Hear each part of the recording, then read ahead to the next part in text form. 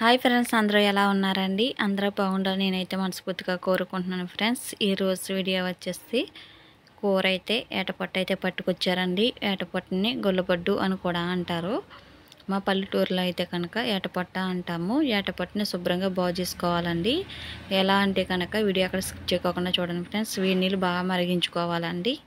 నీళ్ళు మరిగించిన తర్వాత కొంచెం కొంచెం వేడి నీళ్ళు వేసుకుంటా ఇంకోండి చూసారు కదా, చాకుతో ఎలా బాగు చేస్తున్నానో అలా బాగు చేసుకోవాలి. కొంచెం కొంచెం పొట్ట కోసేస్తే ఇలాగ చేపల పులుసు ఎలా వస్తుందో అలాగా పొట్ట పైన పులుసు అన్నది ఇది కొంచెం చూసారు కదా, ఇలా బాగు చేసేసుకోవాలి. ఇలా వస్తుంది, నీట్గా చేసేసుకోవాలండి. తర్వాత శుభ్రంగా కడిగేసుకోవాలి. ఇంకోండి ఫ్రెండ్స్, ఫస్ట్ టైం మా ఛానల్ ఎవరైనా చూస్తున్నట్లయితేనండి కుమారి కోనసీమ బ్లాగ్స్ అని సబ్స్క్రైబ్ చేసుకోండి. అలా సబ్స్క్రైబ్ చేసుకుంటే మేము పెట్టిన ప్రతి వీడియో నోటిఫికేషన్ వస్తుంది మీకు.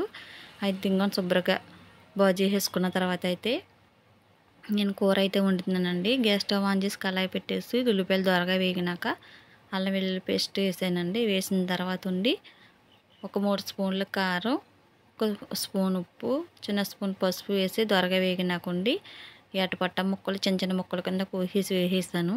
వేసిన తర్వాత గట్టితో కలిపేసి ఒక 5 నిమిషాలు మూత పెట్టాలి. మూత పెట్టిన తర్వాత నీళ్ళు అయితే ఎక్కువ వేయాలండి. 2 లోటాలు నీళ్ళు వేసాను. నీళ్ళు ఎక్కువ వేయకపోతే పొట్ట అయితే ఉడకదండి. మామిడికాయలు అయితే వేసేసాను. వేసిన తర్వాత మూత అయితే పెట్టేశానండి. కరెక్ట్గా ఒక పావు గంట అయినప్పటికైతే ఏటపట్ట మామిడికాయ కూర అయితే రెడీ అయిపోతుంది. చాలా బాగుంటుందండి. టేస్ట్ అయితే చాలా ఆరోగ్యం కూడా చాలా మంచిది. పొట్ట కూర గొల్లబడ్డు మామిడికాయ కూడా అంటారండి. ఇంకొంచెం చూసారు కదా, లాస్ట్గా పైన కొంచెం కరివేపాకు వేసాను.